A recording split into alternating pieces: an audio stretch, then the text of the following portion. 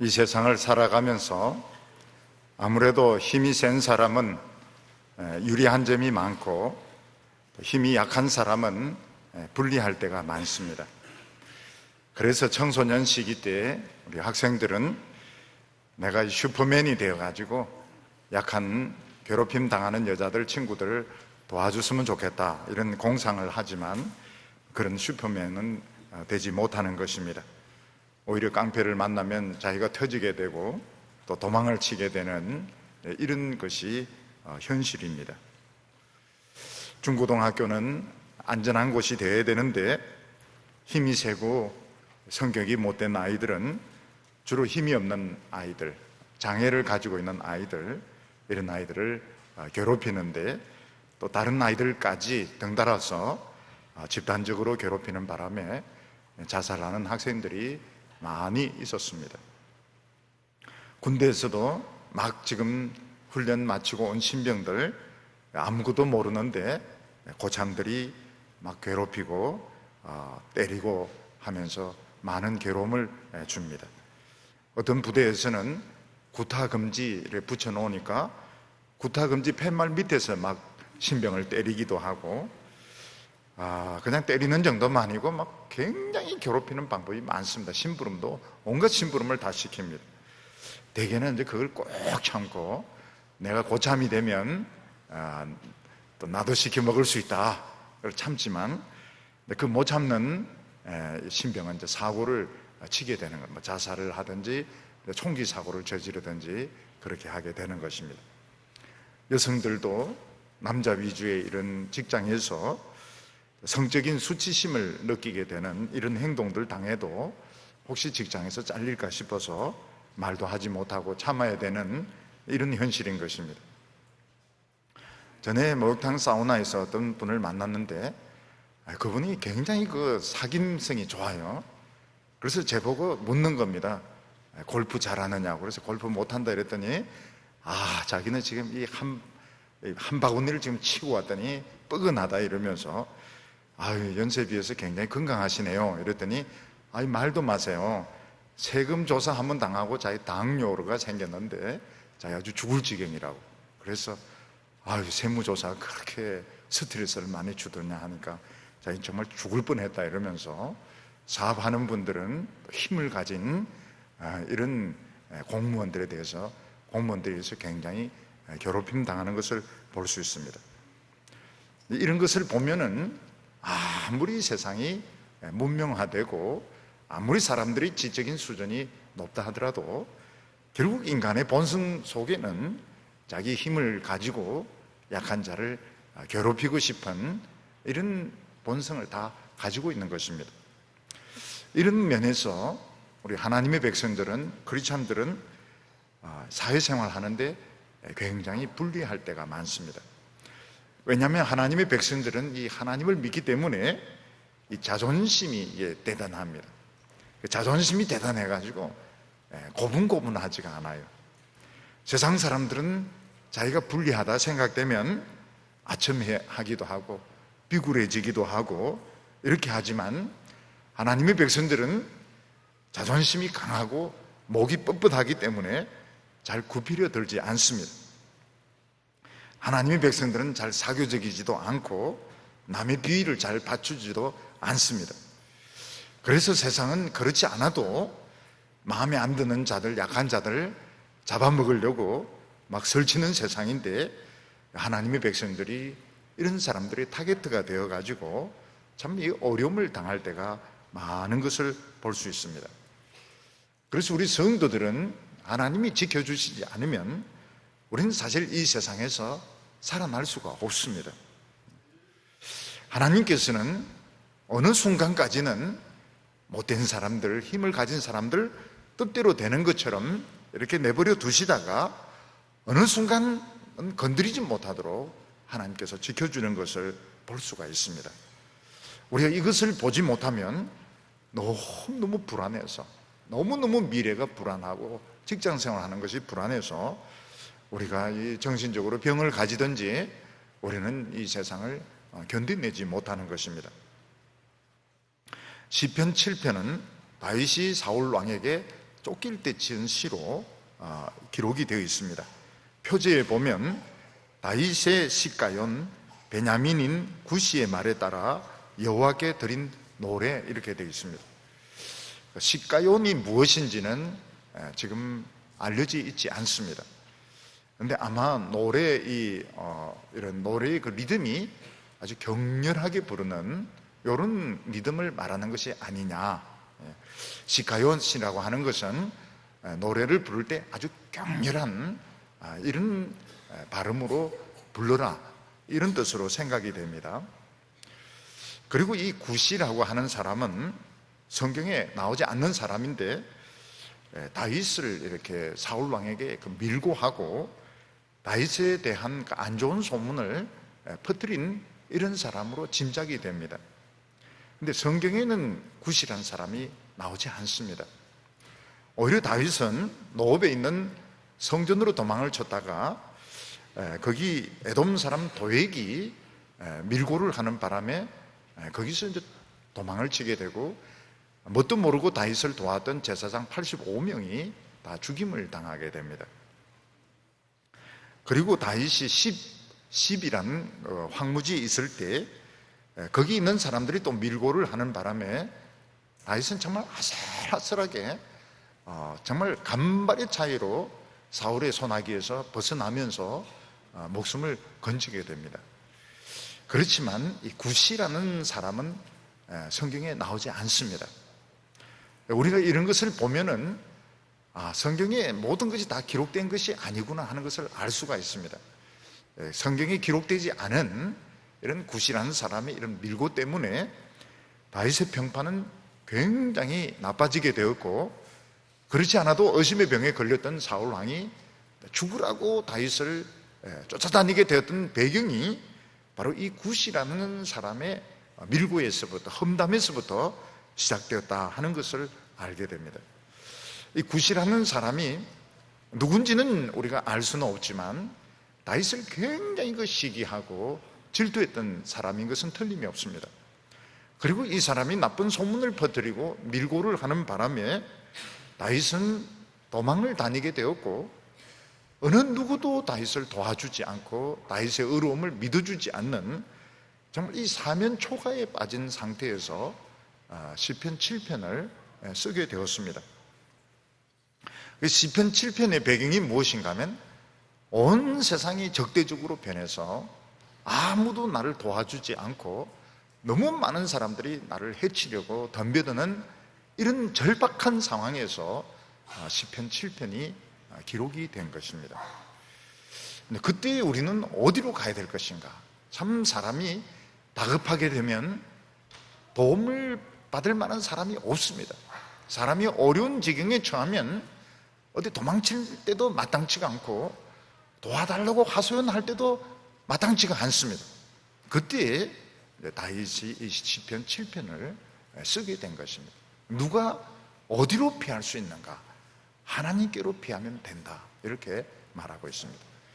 오늘 첫 번째는 우리가 이 세상에 피할 수 있는 곳이 어딜까 하는 것입니다.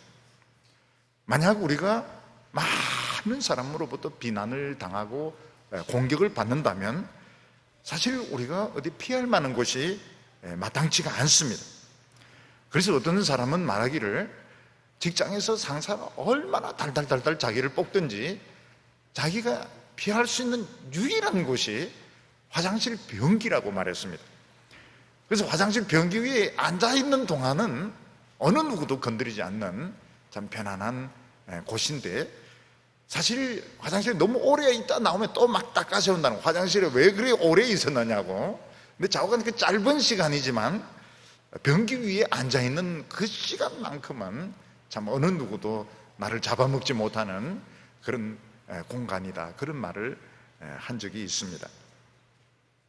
다윗은 시골 출신이었기 때문에 정말 아무것도 모르고 전쟁터에 나갔다가 골리앗을 죽이고 국민의 영웅이 되었습니다.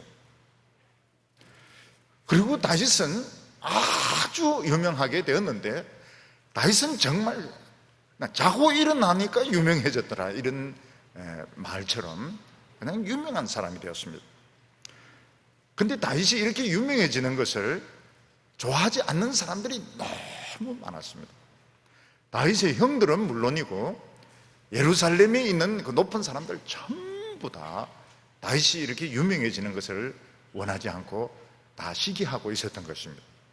얼굴로는 웃고 있고 입으로는 축하한다고 말하고 있지만 마음속으로는 전부 이 다윗이 이렇게 갑자기 시골떡이가 성공하고 출세하는 것에 대해서 시기하고 있었던 것입니다. 사울 왕은 처음에는 이 다윗을 굉장히 좋아했습니다. 근데 여사들이 막 노래를 부르는데 다윗을 훨씬 높은 그 점수를 주는 거 보고 왕이 시기심이 생겨서 그때부터 다윗을 미워하게 되었습니다.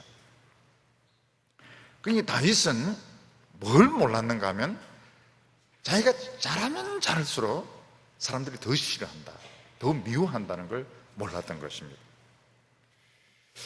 이 시기심, 질투심이라는 것이 얼마나 무서운가 하면 보통 사람들이 못하기 때문에 미워하고 못생겼기 때문에 미워하고 일을 엉터리로 하기 때문에 미워하는데 시기심은 그렇지가 않습니다.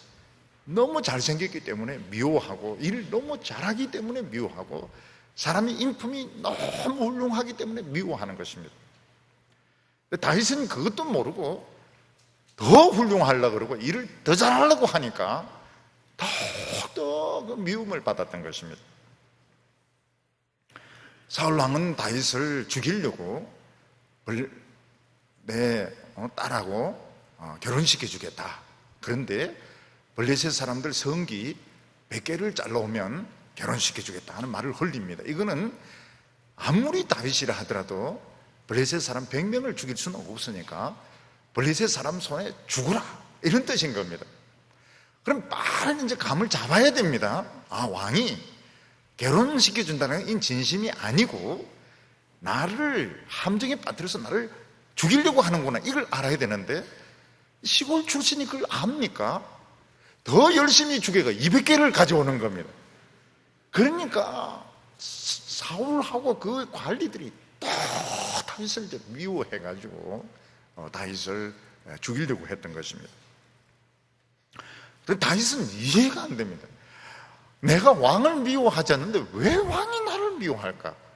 내가 여기 있는 사람들을 알면 왜 저 사람들이 나를 미워할까? 그러니까 세상 물정을 모르는 겁니다. 시기심이라는 거, 질투심이라고 하는 것은 잘하기 때문에, 멋있기 때문에, 훌륭하기 때문에 못 봐주는 것입니다. 요걸 모르니까 다윗이 자기를 죽이려고 하는 걸 이해를 못 합니다. 다윗이 이제 도망을 치는데 제일 안전한 곳이 어디입니까? 노업에 있는 하나님의 성전이었습니다. 하나님의 성전에 있는 그 제단 뿔을 잡으면 사람을 죽일 수가 없습니다.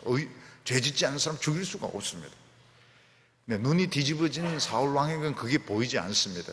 제사장이 다윗에게 떡도 주고 그 골리앗에 칼도 줬다는 그 밀고를 받고 제사장 85명을 다 죽이게 되고 다윗은 이제 그때부터 끝없는 도망을 다니게 되는데 이 이스라엘 천지에 다윗이 피할 수 있는 곳은 없었습니다. 그때 다윗이 아주 유명한 기도를 하게 되는데 나는 주께로 피합니다, 이런 기도를 하게 됩니다.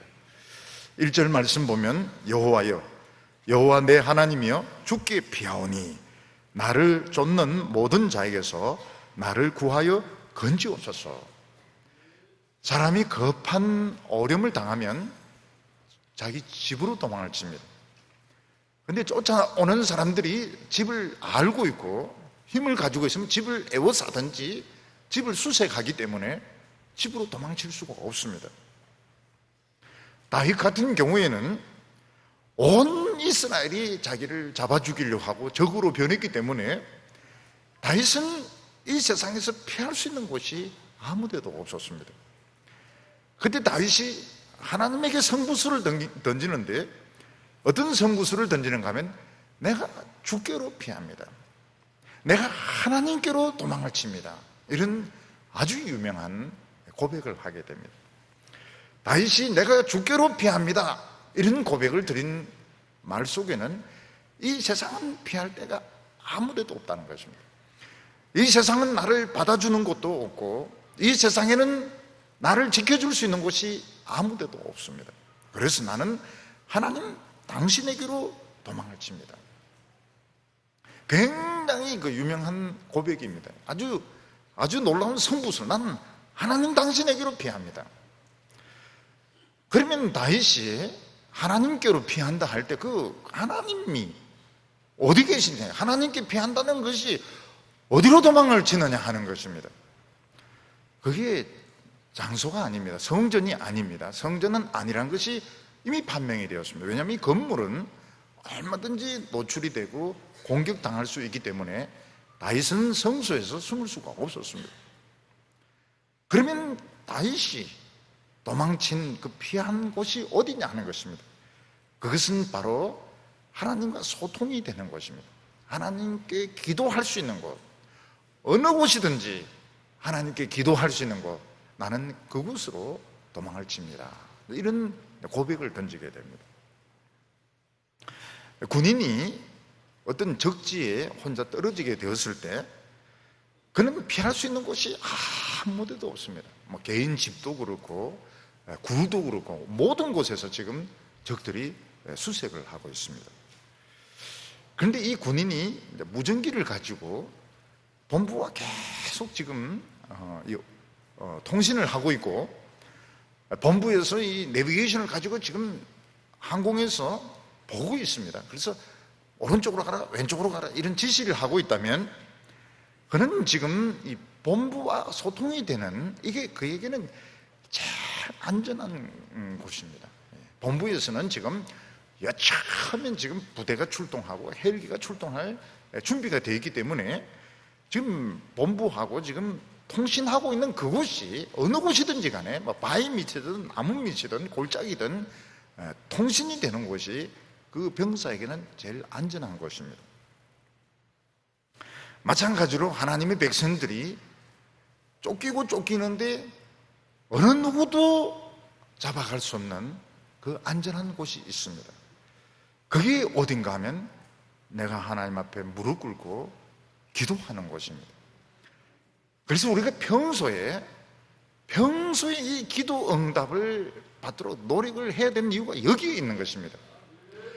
가장 우리에게 사활을 결정하는 문제가 기도 응답이 되느냐, 하나님이 내 기도를 들으시고 응답해 주신다면 그 증거가 있느냐 하는 것인데, 결국은 이제 위기가 닥칠 때 그 기도하는 곳으로, 기도를 시작하면서부터 살게 되는 것입니다. 바울과 실라는 빌립보에 가서 전도하다가 체포가 되어가지고 옥중에서 많이 두들겨 맞고 막 이 쇠사슬에 묶이게 됩니다. 근데 그들이 그 옥중에서 하나님과 통신을 합니다. 거기서 찬송을 부르고 기도를 하는데 거기가 하나님이 계신 곳으로 변합니다. 그래서 지진이 일어나면서 옥문이 열리고 쇠사슬이 다 풀려버리는 것입니다. 베드로는 예루살렘 당국에 체포가 되어서 내일이면 죽습니다. 그리고 베드로를 도망치지 못하도록 양쪽의 군인들과 묶어가지고 결박을 시켜가지고, 그래서 지금 자고 있습니다. 군인들이 지금 같이 자고 있습니다.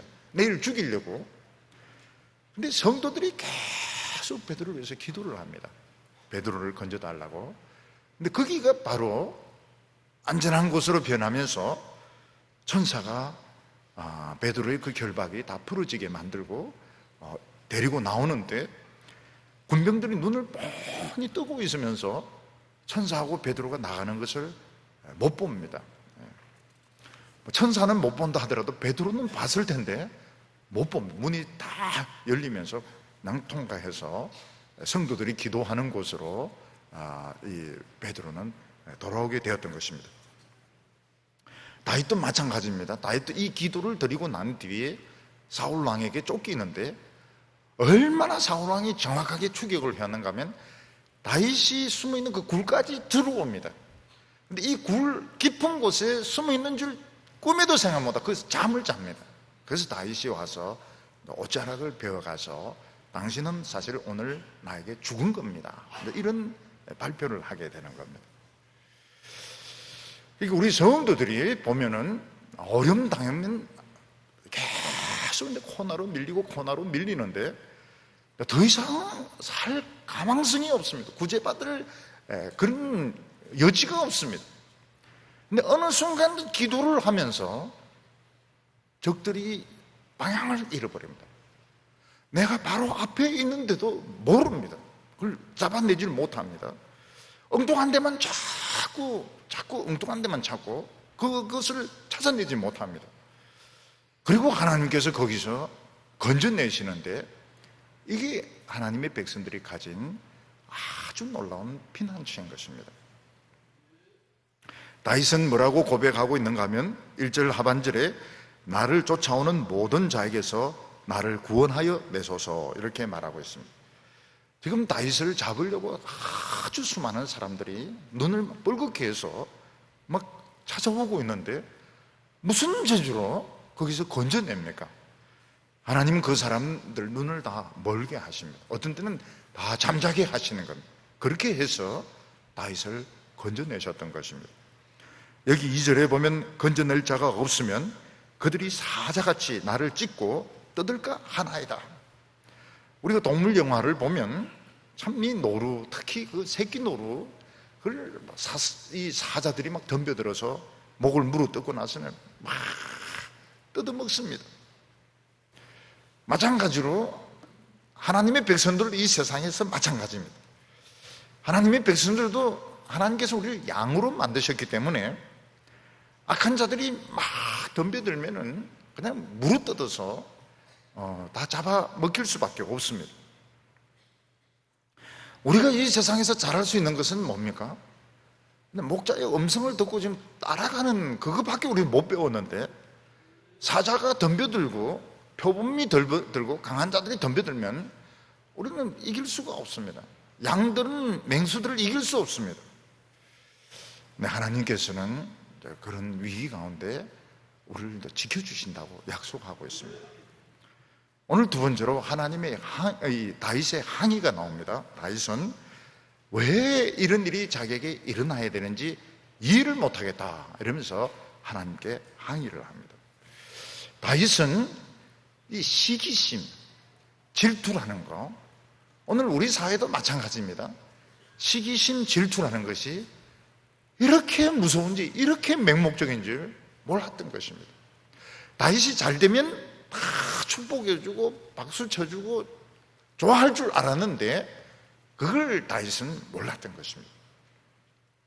다윗은 한순간 사회적인 지위, 또 결혼한 그 가정, 평판 다 잃어버리고 정말 이 세상에서 제일 나쁜 놈, 자기 그 왕을 배신하고 국민들을 배신하고 자기 배만 채우는 아주 이기적인 사람, 이런 누명을 뒤집으시고 쫓기게 됩니다. 다윗은 하나님께 항의를 합니다. 하나님, 왜 이런 일이 나에게 일어나야 됩니까? 저 사람들이 하는 말들 중에서 맞는 거 하나도 없는데 왜 내가 이렇게 망해야 됩니까? 왜 이렇게 쫓겨야 됩니까? 하나님께 항의를 하고 있습니다. 3절부터 5절까지 보면 여호와 내 하나님이여, 내가 이런 일을 행하였거나 내 손에 죄악이 있거나 화친한 자를 악으로 갚았거나 내 대적에게서 까닭없이 빼앗았거든 원수가 내 영혼을 쫓아 잡아내 생명을 땅에 짓밟게 하고 내 영광을 먼지 속에 살게 하소서. 다윗은 나는 다른 사람을 미워하거나 망하게 한 적이 없다고 말하고 있습니다. 왜 다른 사람은 이렇게 나를 잡아먹으려고 하고 이렇게 나를 미워할까요? 다윗은 지금 내가 이런 일을, 일어날 만한 일을 하나라도 한 적이 있으면 하나님 내 영혼을 넘겨서 내 영혼 짓밟히게 하시고 내 영광 먼지 속에 뒹굴게 하셔도 좋습니다. 나는 그런 적이 없는데 왜 내가 이런 일을 당해야 됩니까? 이런 기도를 한다는 자체가 뭘 말합니까? 물증을 하나도 모른다는 겁니다. 다윗은 시골 출신이었기 때문에 그냥 나만 좋으면 다른 사람도 다 좋은 줄 알았던 거예요. 왜냐하면 양들은 다 그렇거든요.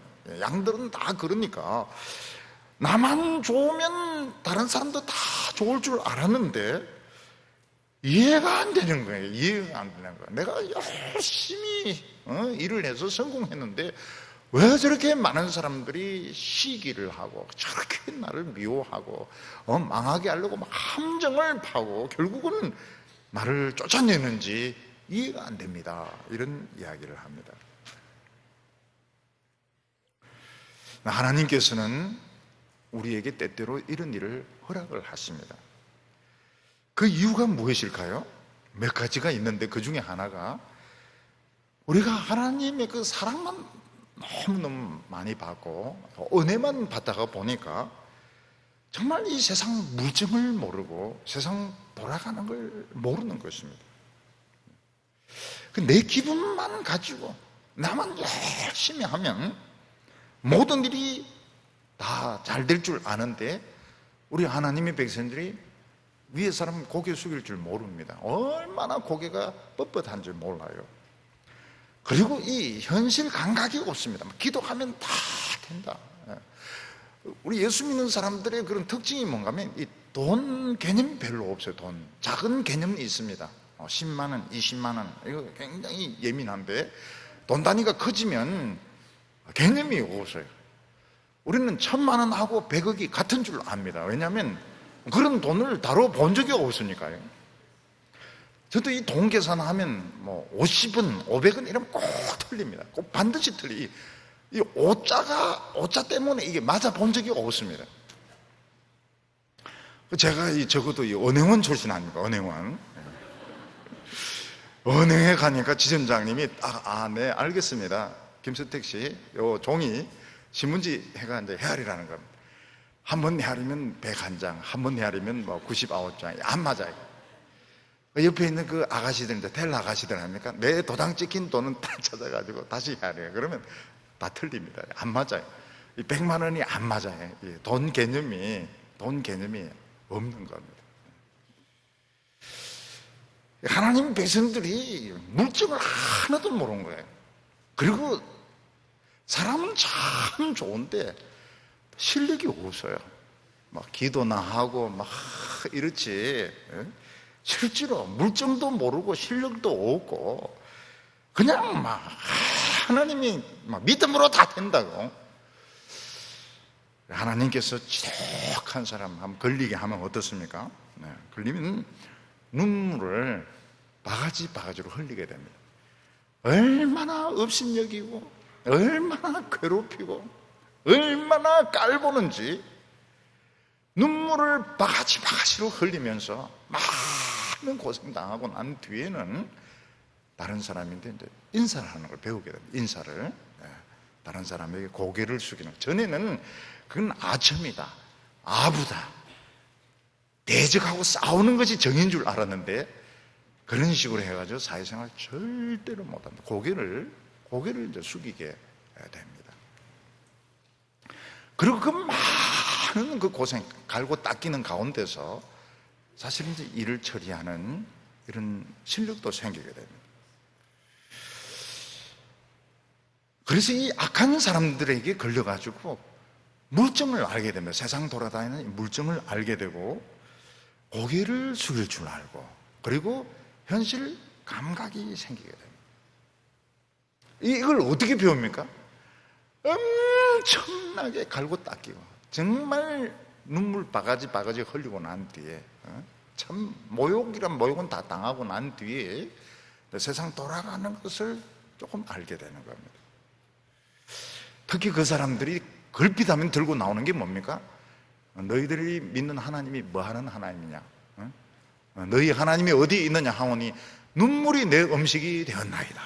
참 음식을 먹는데 눈물이 얼마나 흐르는지 국물 반, 밥 반, 그 국물이 이제 눈물인 겁니다. 얼마나 울면서 그걸 먹는지 몰라요. 근데 이러면서 좀 대화가 통합니다. 이런 걸 안 겪은 분들은 머리만 좋고 머리만 좋고 성경만 읽고 이런 분들 보면 아우 답답합니다. 진짜 진실로 답답한데,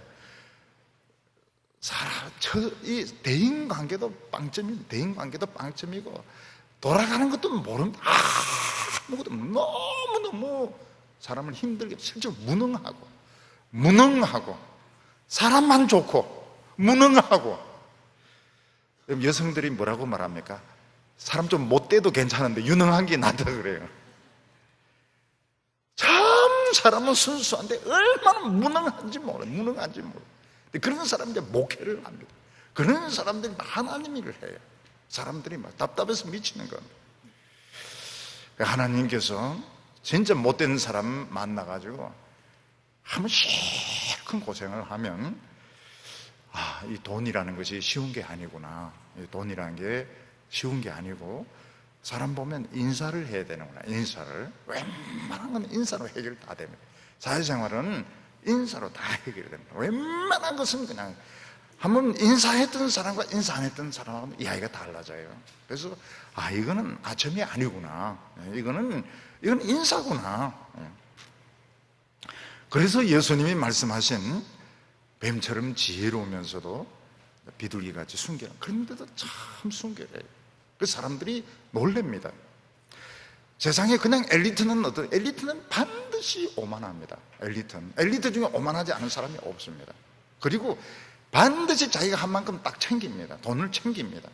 그런 사람은, 엘리트는 아주 오만하고 자기 그만큼 챙기고 얼마나 다른 사람 우습게 하는지 몰라요. 연단받은 하나님의 백성들은 겸손합니다. 그래서 실력이 없는 줄 알고 우습게 합니다. 근데 실력이 있는 거예요. 세상에 겸손하면서 실력이 있는 사람은 이 시편 7편을 아는 사람밖에 없어요. 진짜 한 번 고난받고 실컷 당하고, 근데 실력이 있는데 겸손한 거예요. 그리고 열정도 있고요. 그래서 사람들이 좋아합니다. 시편 7편을 극복한 사람들은 현실적인데 겸손하면서 실력이 있고 현실을 인정하니까 오늘 이 세상이 필요로 한 사람이 그런 사람들인 겁니다. 그렇지 않으면 어떻습니까? 정남이 떨어져요. 사람은 괜찮은데 그냥 너무 현실 감각이 없으니까 일을 시킬 수가 없고 너무너무 안 돼 있는 겁니다. 이건 연단을 받아야 돼요. 그뿐만 아니라 우리가 믿는다 하면서도 사실 이 힘을 가진 사람들 현실에 한번 부딪혀 보면 믿음이라고 하는 것이 너무 힘이 없구나. 이 세상에는 결국은 돈이고 학벌이고 힘이구나. 이걸 절실히 느끼게 되는 겁니다. 현실에 한번 부딪혀 보면 교회에서 제자 훈련하고 은혜 받고 눈물 흘리고, 이게 이 세상 현실에 이 악한 자들 앞에서 너무너무 힘이 없고, 역시 세상은 돈이고 학벌이고 권력이라는 것을 구구절절히 느끼게 됩니다. 근데 어느 순간 하나님이 탁 쓰러뜨립니다. 하나님 앞에 아무것도 아니에요. 이 세상에 돈과 지식과 학벌이 아무것도 아닌 것을 보게 하시면서 하나님을 찬송하게 합니다. 역시 내 신앙이 옳았구나. 이 세상을 의지하는 것이 이게 망하는 거구나. 하나님을 전심으로 찬양하면서 더 자신의 그 신앙을 가지고 붙들고 믿음으로 나가게 됩니다.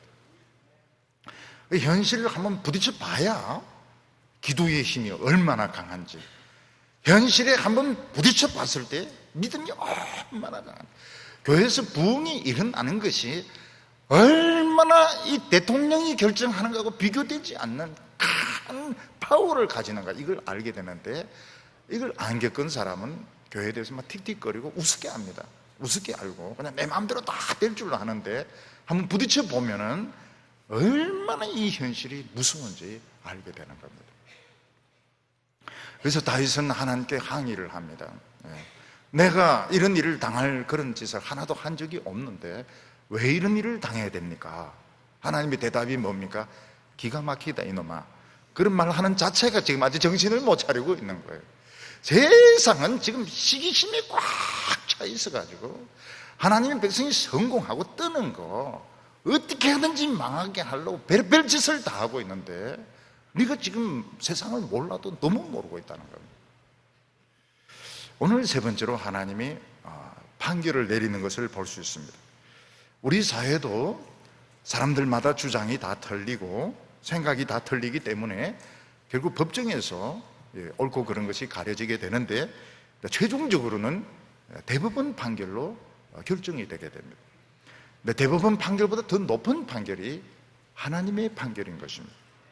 6절에 여호와여 진노로 일어나사 내 대적들의 노를 막으시며 나를 위하여 깨소서 주께서 심판을 명령하셨나이다. 여기서 다윗이 하나님에게 일어나라고 요청을 하고 있고 깨라고 지금 요청하고 있습니다. 참 건방지게 지금 하나님이 주무시는 것처럼 지금 이런 식으로 이야기하고 있는데 그만큼 답답했던 것입니다. 그렇게 기도해도 하나님 기도 안 들어주시고 자기는 정말 삶과 죽음의 그 사이를 너무 아슬아슬하게 지금 도망치고 있는데 왜 하나님 안 도와주십니까? 하나님 일어나십시오. 하나님 계십시오. 이렇게 요청하고 있습니다. 하나님은 일시적으로 이 세상을 악이 지배하도록 내버려 두십니다. 그때가 암흑기입니다. 이 암흑기는 정의가 숨는 때입니다. 사람들이 권력을 가지고 얼마나 사람들을 억압을 하고 못된 짓을 하는지 모릅니다. 왜 하나님께서는 이런 암흑기를 허락하실까요? 사람들이 빛의 가치를 모르기 때문에, 정의의 가치를 모르기 때문에 그런 것입니다. 하나님께서는 이 정의를 감추어셔서 어두움의 때가 오게 하십니다. 그때 이 권력을 가진 자들은 얼마나 사람들을 못되게 학대를 하고 괴롭히고 특히 하나님의 백성들을 막 정신적으로 육체적으로 짓밟습니다. 그때 하나님의 백성들이 깨닫습니다. 우리가 이 정의라고 하는 거 입으로 정의 뜯었는데 이 정의가 아니에요. 정말 이 하나님의 정의라는 게 얼마나 우리 생활 가운데 중요하고 필요하며 얼마나 이걸 무시했던가. 하나님 이제는 참 정의를 실현해 달라고 기도를 하게 됩니다. 그때 하나님께서는 몰래 악한 자를 망하게 하는 것이 아니고 전 세계를 다 불러 모아놓고 그 세계가 보는 가운데 악한 자들을 심판하십니다. 7절과 8절 보면 민족들의 모임이 줄을 두르게 하시고 그 위 높은 자리에 돌아오소서. 여호와께서 만민에게 심판을 행하시오니 여호와여 나의 의와 나의 성실하심을 따라 나를 판단하소서. 하나님께서는 악한 자를 심판하실 때 모든 민족들을 다 둘러서게 해서 보는 앞에서 이 권력자를 심판하십니다. 이 독재의 권력을 가진 사람들이 망할 수밖에 없는 이유가 뭔가 하면 그 권력을 가지고 돈을 엄청나게 끌고 모으게 됩니다. 왜냐하면 이 권력을 가지고 있으면 사람들이 돈을 그냥 갖다 바칩니다. 자기가 안 하겠다 그래도 돈을 그냥 갖다 바치게 되고 모든 것을 그냥 내 마음대로 하기 때문에 사실 나라 전체를 자기 것으로 다 도둑질을 하게 됩니다. 이게 이제 드러나게 될 때, 이게 모든 사람들 앞에 드러나게 될 때 이 독재자는 몰락을 할 수밖에 없습니다. 근데 하나님의 백성들은 이 연단을 겪으면서 이 돈을 그렇게 원치를 않습니다. 왜냐하면 하나님이 나에게 이런 기회를 주시는, 나라를 섬기고 하나님을 섬기는 기회까지 주셨는데 이 돈까지는 필요하지 않고 돈이 굉장히 그 자기를 이 오염시킨다는 걸 알기 때문에 아주 이걸 조심을 합니다. 그리고 지금 당장은 사람들이 막 돈을 갖다 주고 이럴지 모르겠지만 언젠가는 전부 다 이게 다 드러나게 됩니다. 그걸 아는 겁니다. 그걸 알기 때문에 내가 지금 하나님 이 정의의 편에 서서 지금 일하는 하나님의 종이 내가 무슨 돈이 필요하냐. 그리고 결국은 다 드러나고 전부 다 알려지게 되는데 내가 미쳤다고 왜 그런 돈들을 내가 가져서 망하겠는가. 그래서 이 연단 받은 사람과 연단 받지 않은 사람은 완전히 틀립니다. 연단 받지 않은 사람은, 이 악한 자들은 어떻게 하든 치부를 하게 돼 있습니다. 아니, 그 권력을 가지고 돈을 안 모으면 뭘 하겠습니까? 막 안 한다 하면서 돈을 엄청나게 끌고 모으게 되고 나중에 이제 그것 때문에 망합니다. 하나님의 종들은 이 돈에 있어서 깨끗합니다. 돈까지 필요가 없어요. 하나님이 그런 돈을 주시지도 않고 돈 필요가 없습니다. 정의를 실현하는데 무슨 돈이 필요합니까? 9절에 보면 악인의 악을 끊고 의인을 세우소서, 의로우신 하나님이 사람의 마음과 양심을 감찰하시나이다. 근데 이런 일을 한번 겪고 나면 하나님이 준비하신 사람을 찾는다는 게 참 중요하다는 걸 알게 됩니다. 이 준비가 안 된 사람, 좀 괜찮은 것 같은데, 뭐 학벌도 괜찮은 것 같고 얼굴도 좀 괜찮은 것 같은데, 준비가 안 된 사람 세워놓으면 어떻게 됩니까? 완전히 엉망진창이 됩니다. 엉망진창. 일을 못 해가지고 말은 뻔지르니 하는데 일 아무것도 못 합니다. 결국은 엉망진창으로 다 만들어 놓습니다. 근데 하나님이 준비된 사람은 어떻습니까? 처음에는 좀 아닌 것 같아요. 처음에는 인물도 좀 아닌 것 같고, 또 뭐 이런 스펙도 좀 아닌 것 같고. 근데 하나님이 이제 강권적으로 해서 딱 세우면 어떻게 됩니까? 일사천리입니다. 일사천리. 뭐 요란하게 말을 하고 무슨 그럴 필요가 없어. 그냥 그대로 준비된 대로 아니까요. 프로세스하고 답을 딱 아니까 바로 일사천리로 이걸 이제 진행을 해 나가는 것입니다. 그래서 이걸 이제 겪고 난 뒤에 이스라엘 백성들이 깨닫는 것이 뭔가 하면, 이 악인의 악을 끊고 의인을 세우는데 하나님이 준비된 사람, 하나님이 준비한 사람, 이 사람을 찾아야 된다는 겁니다. 의로우신 하나님이 사람의 마음과 양심을 감찰하시나이다. 하나님이 준비하신 사람 보면 외모도 약간 실망스럽고요, 너무 화려하면 이게 아닌 거로 봐야 됩니다. 너무 스펙이 너무 화려하고 얼굴도 너무 잘생기고 막 영화배우 막 장동건 같이 생기고 막, 이거는 아니, 하나님이 그렇게 잘생긴 사람을 쓸 리가 없습니다. 잘생긴 사람이 난 억울합니다. 그게 억울한 거예요. 그게 잘못된 거예요. 처음부터 그렇게 잘생길 리가 없어요. 그렇게 잘생길 리가 없고, 그런 스펙을 준비할 그런 정신 같으면, 그 썩은 정신이, 시간이 아까워요. 벌써 화려한, 이거 벌써 그럴 정도 같으면 이거는 벌써 딴 생각을 가진 사람이라고. 진짜 진심으로 하나님 일을 하고 이런 사람은 그렇게 안 합니다. 시간이 아까워서 그렇게 하질 않아요. 우리나라 이 정치나 이 교계를 이렇게 보면 역시 외모는 어떤 때는 탤런트인 줄 알아요. 탤런트.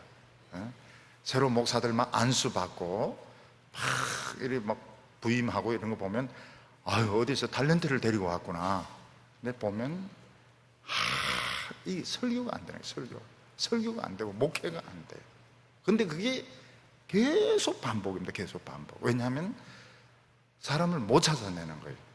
사람을 찾아내는 눈도 없고 그런 사람을 길러내지도 않고 결국은 계속 반복될 수밖에 없는 겁니다. 그걸 찾아내야 되는데,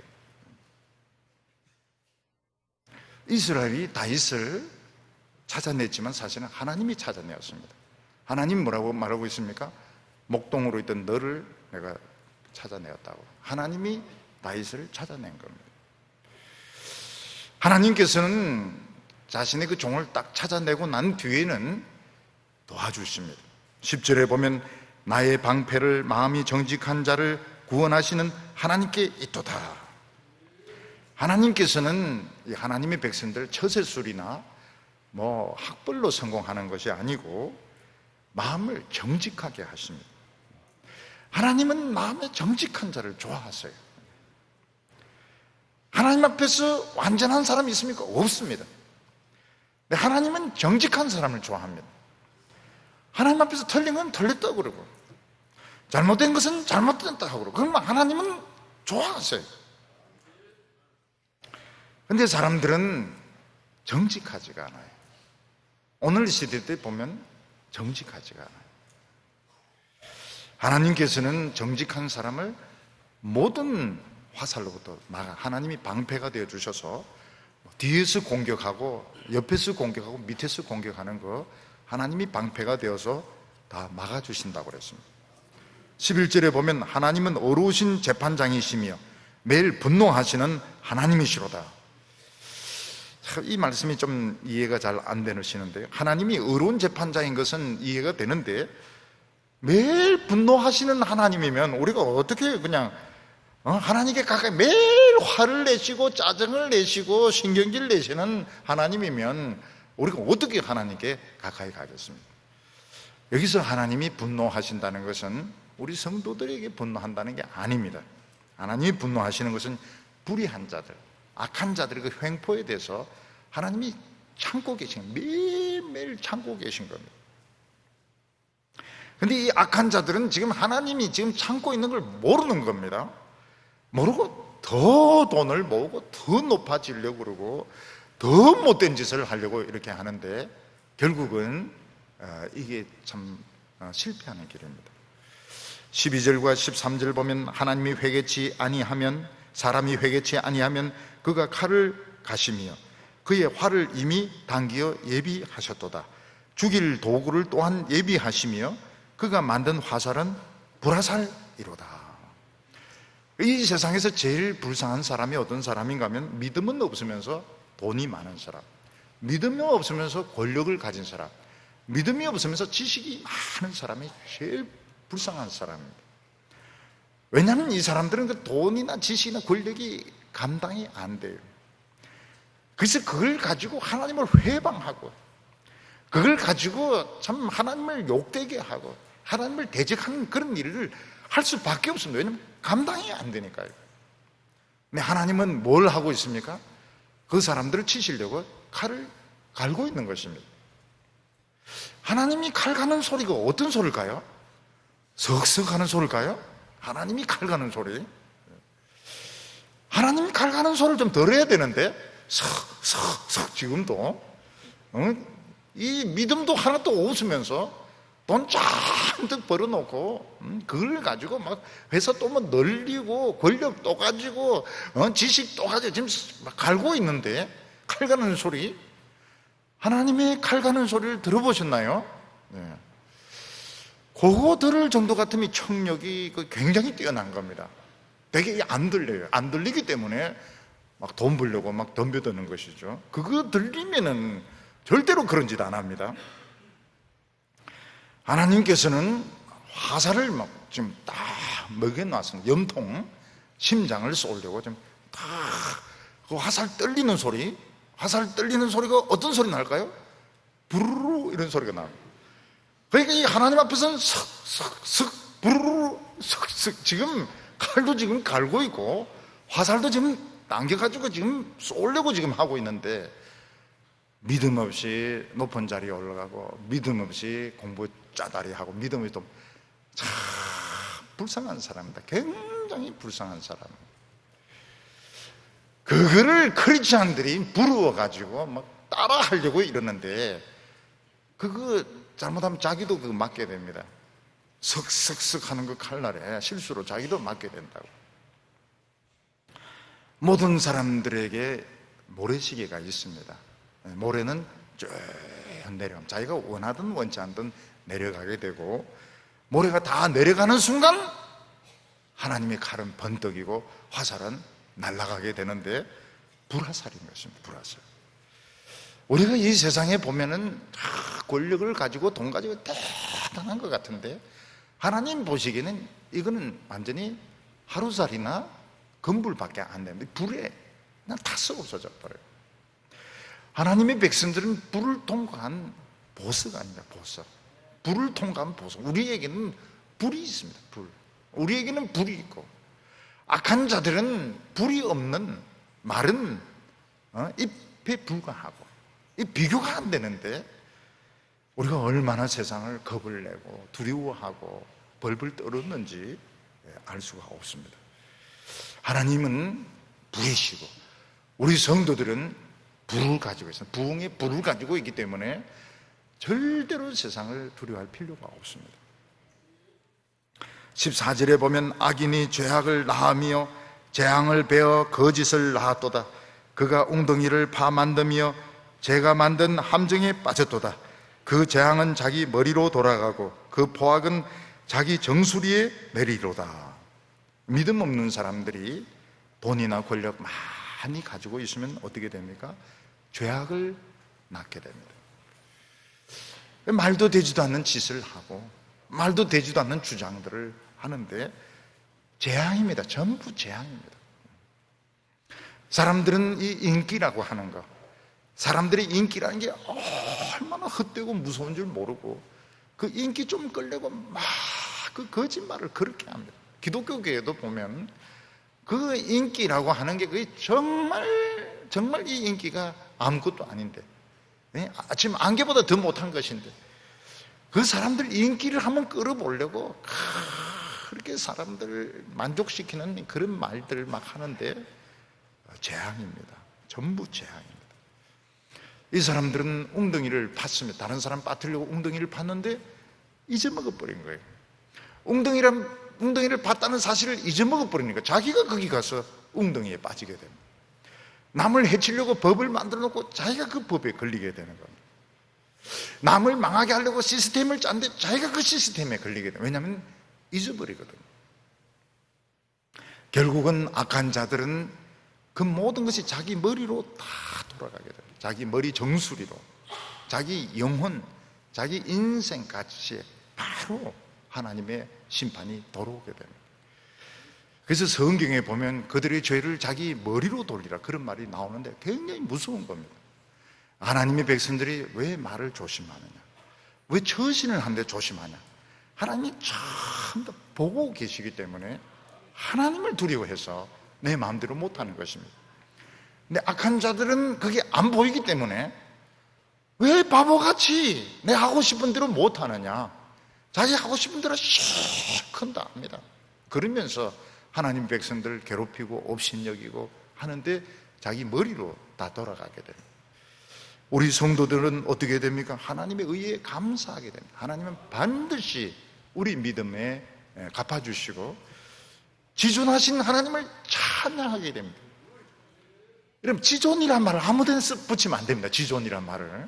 지존이란 말을 아무에게나 붙이지. 지존은 하나님에게만 붙여야 됩니다.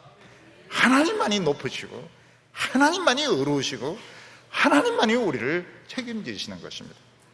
우리 성도님들도 이 세상에서 어려운 일 당하고 답답한 일 당할 때 하나님에게 피할 길이 있습니다. 하나님께서 우리의 방패가 되어주시고 보라살이 되어주실 줄 믿습니다. 기도드리겠습니다. 자비로우신 하나님 아버지, 우리가 교회 안에 있을 때는 내 믿음이 최고인 줄 알고 모든 것이 잘 될 줄 알지만 세상에 나갔을 때 너무너무 어렵고 힘든 거 많이 경험하고 있습니다. 우리가 하나님이 교회에만 계시지 않고 이 세상에도 계시며 하나님은 악한 자보다 수천만 배 더 힘이 센 것을 우리가 믿게 하여 주시옵소서. 우리의 믿음이 초라하지 아니하며 우리의 믿음이 얼마나 위대한 것인지 우리가 다시 한번 깨닫게 하여 주시옵소서. 우리 성도님들 이 세상에서 실패하지 않도록, 우리 성도님들이 이 세상에서 좌절하지 않도록 오늘 하나님 힘주시고 능력을 내려 주시옵소서.